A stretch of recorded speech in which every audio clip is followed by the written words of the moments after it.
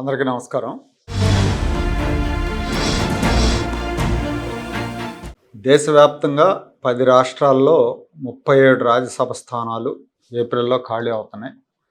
ఎన్నికల సంఘం ఇప్పటికే దీనికి సంబంధించిన షెడ్యూల్ కూడా విడుదల చేసింది. ఈ 37లో తెలంగాణ నుంచి 2 స్థానాలు ఉన్నాయి. 2 కూడా కాంగ్రెస్ పార్టీ కైవసం చేసుకునే అవకాశం ఉంది. వాళ్ళకే తగినంత బలం ఉంది. ఒక స్థానానికి సిట్టింగ్ ఎంపీ అభిషేక్ మను సింఘ్వి ఖరారయ్యారని చెప్తున్నారు. ఇంకో స్థానానికి వేం నరేందర్ రెడ్డి పేరు ఖరారు కావచ్చు అంటున్నారు. ఆంధ్రప్రదేశ్లో కూడా జూన్లో 4 స్థానాలు ఖాళీ అవుతున్నాయి. మేబీ ఏప్రిల్ నెలాఖరికట్ల దీనికి సంబంధించిన నోటిఫికేషన్ వచ్చే అవకాశం ఉంది. ఈ ఎన్నికకి సంబంధించిన నోటిఫికేషన్. ఇక్కడ కూడా 4 స్థానాలు కూటమి పార్టీలకే దక్కుతాయి. ఎందుకంటే వైసీపీ బలం చాలా పరిమితంగా ఉంది కాబట్టి. కూటమి పార్టీల మధ్య ఒప్పందంలో భాగంగా 2 సీట్లు తెలుగుదేశం పార్టీ, 1 సీటు జనసేన, ఇంకొకటి బీజేపీ దక్కించుకునే అవకాశం ఉంది.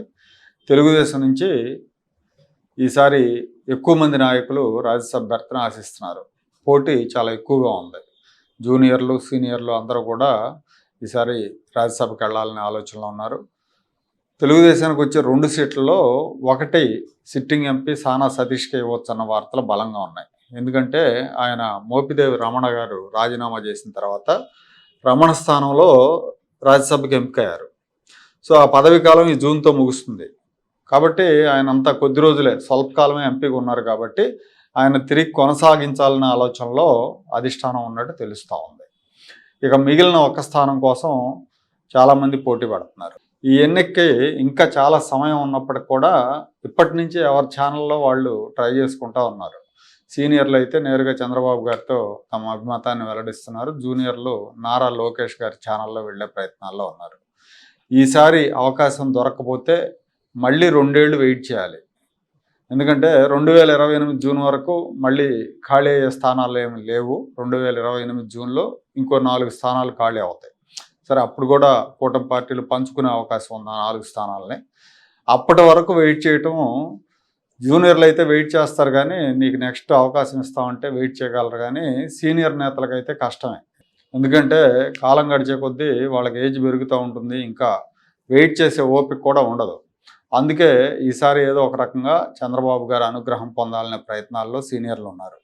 సీటు ఆశిస్తున్న సీనియర్లలో టీడీ జనార్దన్, ఖమ్మంపాటి రామ్మోహన్ రావు, వర్ల రామయ్య లాంటి నేతలు ఉన్నారు. వీళ్ళందరికీ కూడా చంద్రబాబు గారు గతంలో ఏదో ఒక సందర్భంలో రాజ్యసభకు పంపిస్తామని హామీ ఇచ్చారు.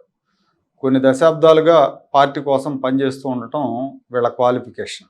ఈ 2-3 దశాబ్దాల్లో ఎంతోమంది తెలుగుదేశం పార్టీని వదిలేసి వెళ్ళిపోయినా కూడా వీళ్ళు పార్టీతో అసోసియేట్ అయి ఉన్నారు, పార్టీ కోసం పనిచేస్తున్నారు. టీడీ జనార్దన్ అయితే దాదాపు 20 ఏళ్ల పాటు తెలుగుదేశం పార్టీ కార్యాలయ కార్యదర్శిగా పనిచేశారు. హెడ్ క్వార్టర్స్లో పనిచేశారు. 2004లో తెలుగుదేశం పార్టీ ఉమ్మడి రాష్ట్రం ఓడిపోయినప్పటి దగ్గర నుంచి మళ్ళీ 2024లో గెలిచేంత వరకు ఆయన పార్టీ వ్యవహారాల్లో కీలకంగా ఉన్నారు. పార్టీ అధినేతకు, నాయకులకు మధ్య సమన్వయకర్తగా పనిచేశారు. ఆ బాధ్యతల్ని సమర్థవంతంగా నిర్వహించారు. పార్టీ కార్యాలయంలో ఉదయం నుంచి సాయంత్రం వరకు ఉంటూ కార్యకర్తలకు అందుబాటులో ఉన్నారు. రాష్ట్రంలో ఏ ప్రాంతం నుంచి వచ్చిన వాళ్ళకైనా పార్టీ కార్యాలయంలో వాళ్ళ గోడు వినేవాడు ఒకడున్నాడన్న భరోసాని కలిగించారు ఆయన. 23 జిల్లాల నేతలతో టచ్లో ఉండటం, నివేదికలు తయారు చేసి అధినేతకు అందించడం, అనుబంధ విభాగాల పర్యవేక్షణ, ప్రోగ్రామ్స్ కమిటీ, లైబ్రరీ, ఇట్లా ఈ విభాగాలన్నీ ఆ రోజుల్లో ఆయన చూశారు. ఆయన మొదట 95లో కృష్ణా జిల్లా కేంద్ర సహకార బ్యాంక్ అధ్యక్షుడిగా తెర మీదకు వచ్చారు. అప్పుడు ఎన్టీఆర్ ఆయన్ని ఎంపిక చేశారు. ఆ తర్వాత 96లో చంద్రబాబు ఆయన్ని ఆప్కాప్ చైర్మన్గా నియమించారు. అప్పటి నుంచి 2004లో పార్టీ ఓడిపోయేంత వరకు కూడా ఆయన ఆప్కాప్ చైర్మన్గా ఉన్నారు. సహకార రంగంలో ఆప్కాబ్ని దేశంలో అత్యుత్తమ సంస్థగా తీర్చిదిద్దారు. 2014లో రాష్ట్ర విభజన జరిగిన తర్వాత ఆయన హైదరాబాద్ నుంచి మంగళగిరి పార్టీ కార్యాలయానికి షిఫ్ట్ అయ్యారు. చంద్రబాబు నాయుడు గారు ఎమ్మెల్సీగా అవకాశం ఇచ్చారు ఆయనకి. ప్రస్తుతం ఎన్టీఆర్ లిటరేచర్ కమిటీ ద్వారా ఎన్టీఆర్ భావజాలాన్ని ప్రింట్, డిజిటల్ మీడియా ద్వారా భావితరాలకు అందించే ప్రయత్నం చేస్తున్నారు ఆయన. అలాగే అసెంబ్లీలో చంద్రబాబు నాయుడు గారి ప్రసంగాల మీద ఒక పుస్తకాన్ని పబ్లిష్ చేశారు. ఇక టీడీపీ పోలిట్ బ్యూరో సభ్యుడు, క్రమశిక్షణ కమిటీ చైర్మన్ వర్ల రామయ్య కూడా రాజ్యసభ రేసులో ఉన్నారు. ఆయన పార్టీ అధికార ప్రతినిధిగా బాగా పాపులర్. గత 20 ఏళ్లుగా పార్టీ కేంద్ర కార్యాలయంలో సేవలు అందిస్తున్నారు. పార్టీ వాణి బలంగా వినిపిస్తున్నారు. 2018లో ఆయన రాజ్యసభకు పంపించాలని చంద్రబాబు నాయుడు గారు డిసైడ్ అయ్యారు. అనౌన్స్ చేశారు కూడా. పాపం ఆయన నామినేషన్ వేయబోతున్న సమయంలో చివరి నిమిషంలో ఆయన మార్చేశారు. ఏదో నోటి దగ్గరకు వచ్చిన ముద్ద నోట్లోకి వెళ్ళలేదు అన్నట్టుగా ఆయన మార్చేశారు. ఒక ఉన్నత స్థాయిలో ఉన్న వ్యక్తి ఒత్తిడితో కనకమేడల రవీంద్ర కుమార్ గారిని ఎంపిక చేశారని అప్పట్లో ప్రచారం జరిగింది. అలా అప్పుడు రామయ్య గారికి ఛాన్స్ మిస్ అయింది. ఆ తర్వాత తెలుగుదేశం పార్టీ ఓడిపోయింది. 2020లో తగినంత మెజారిటీ లేకపోయినా తెలుగుదేశం పార్టీకి రామయ్యని రాజ్యసభ బరిలోకి దింపారు. ఆయన ఓటమి పాలయ్యారు. మాదిగ సామాజిక వర్గానికి చెందిన రామయ్య పోలీస్ డిపార్ట్మెంట్లో పనిచేశారు. ఆయన వాలంటరీ రిటైర్మెంట్ తీసుకొని తెలుగుదేశం పార్టీలో చేరారు. అప్పటి నుంచి పార్టీ కోసం పనిచేస్తున్నారు. ఆయన కుమారుడు వర్ల కుమార్ రాజా ప్రస్తుతం పామర్ ఎమ్మెల్యేగా ఉన్నారు. పామర్ నుంచి ఎమ్మెల్యేగా ఉన్నారు. ఇక రాజ్యసభ రేసులో ఉన్న మూడో సీనియర్ నేత ఖమ్మంపాటి రామ్మోహన్ రావు గారు. ఈయన పార్టీకి పాత కాపు లాంటి వారు. విద్యార్థి దశలో ఎన్టీఆర్ అభిమాని.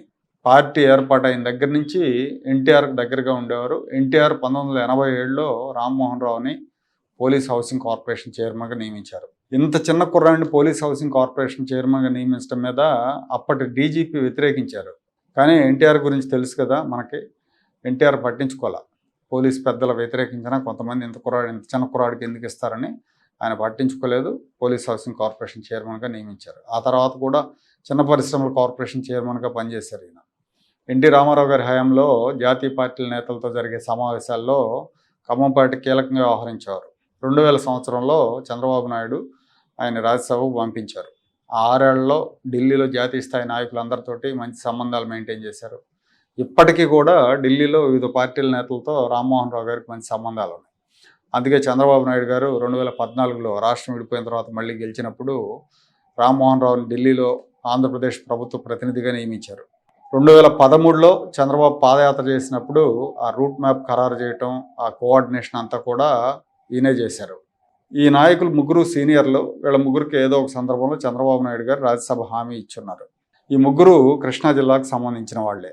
రామయ్యది గుంటూరు జిల్లా అయినప్పటికీ ఆయన కూడా కృష్ణా జిల్లా కోటా కిందే లెక్కేయాలి. ఎందుకంటే గతంలో ఆయన పామర్ నుంచి పోటీ చేశారు కాబట్టి. ఇప్పుడు కూడా వాళ్ళ అబ్బాయి వర్ల కుమార్ రాజా పామర్ నుంచి ఎమ్మెల్యేగా ఉన్నారు కాబట్టి. ఇక వీళ్ళు కాకుండా కొంతమంది యువ నాయకులు కూడా రాజ్యసభ రేసులో ఉన్నారు. వాళ్ళ గురించి గతంలో కూడా ఒక వీడియో చేశాను. వీళ్ళు యువ నాయకుడు నారా లోకేష్ ద్వారా ప్రయత్నాలు చేస్తున్నట్టు తెలుస్తోంది. ఇవన్నీ కాకుండా చివరి నిమిషంలో ఎవరు ఊహించని వ్యక్తిని ఎంపిక చేసి అందరినీ ఆశ్చర్యానికి గురి చేసే అలవాటు కూడా చంద్రబాబు నాయుడు గారికి ఉంది. సో కాబట్టి చాలా సమయం ఉంది. ఇంకా ఆ లోపు ఏదైనా జరగవచ్చు. ఎవరు ఊహించిన వ్యక్తులు కూడా రావచ్చు. పార్టీతో సంబంధం లేని వ్యక్తులు కూడా రావచ్చు. తెలుగుదేశం పార్టీలో మామూలుగానే కార్పొరేట్లకి రాజ్యసభ అనే అభిప్రాయం అనేది ఒకటి ఉంది జనంలో. తెలుగుదేశం అనే కాదు, ఈ మధ్యకాలంలో అన్ని ప్రాంతీయ పార్టీలు అలాగే తయారైనాయి. ముఖ్యంగా మన తెలుగు రాష్ట్రాల ప్రాంతీయ పార్టీలన్నీ కూడా అదే బాటలో నడుస్తున్నాయి. వైసీపీ కానీ లేదా బీఆర్ఎస్ పార్టీ కానీ వాళ్ళు కూడా ఈ మధ్యకాలంలో చాలామంది పారిశ్రామికవేత్తలను రాజ్యసభకు పంపించారు. సో అలాంటి ప్రచారం ఏమవుతుందంటే కార్పొరేట్లకు అవకాశం ఉంటుంది అనే ప్రచారం పార్టీని సామాన్యులకు దూరం చేస్తుంది.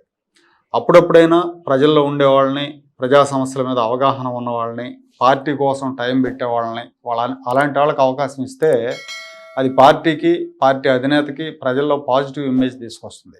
మనం చూస్తే బీజేపీ ఇలాంటి ఎంపికలే చేస్తుంది. కేంద్రంలో కానీ రాష్ట్రాల్లో కానీ. బీజేపీలో కూడా డబ్బున్న వాళ్ళు, వ్యాపార వర్గాలకు అప్పుడప్పుడు అవకాశం ఇస్తారు. అసలు అవకాశం ఇవ్వరని చెప్పలేం. కానీ ఎక్కువ సందర్భాల్లో వాళ్ళు పార్టీకి పనిచేసిన వాళ్ళని, సీనియారిటీ ఉన్న వాళ్ళని, పార్టీతో అనుబంధం ఉన్న వాళ్ళని, వాళ్ళు మూలనున్నా సరే వెతికి మరీ తెచ్చి పదవులు ఇస్తారు. అందుకు మన దగ్గర ప్రత్యక్ష ఉదాహరణ. పాకా సత్యనారాయణ గారు రాజ్యసభకి ఎంపికయ్యారు. శ్రీనివాస్ వర్మ ఎంపీ అయ్యారు, కేంద్ర మంత్రి కూడా అయ్యారు. వీళ్ళే ఉదాహరణ. వీళ్ళకి పదవులు వచ్చే వరకు ఎవరికి తెలియదు. పార్టీలో కొంచెం చురుగ్గా ఉండే వాళ్ళకి తప్పితే మిగతా వాళ్ళకి కూడా తెలియదు. అలాగే సోము వీర్రాజు గారికి 2 సార్లు ఎమ్మెల్సీ ఇచ్చారంటే ఆయన సీనియారిటీ, ఆయన కమిట్మెంటే కారణం. అప్పుడప్పుడు ఇలాంటి నిర్ణయాలు కూడా తీసుకోవాలి. అలా తీసుకుంటేనే పార్టీలో పనిచేసేవాడికి ప్రాధాన్యం ఇస్తారన్న నమ్మకం కేడర్కి కలుగుతుంది.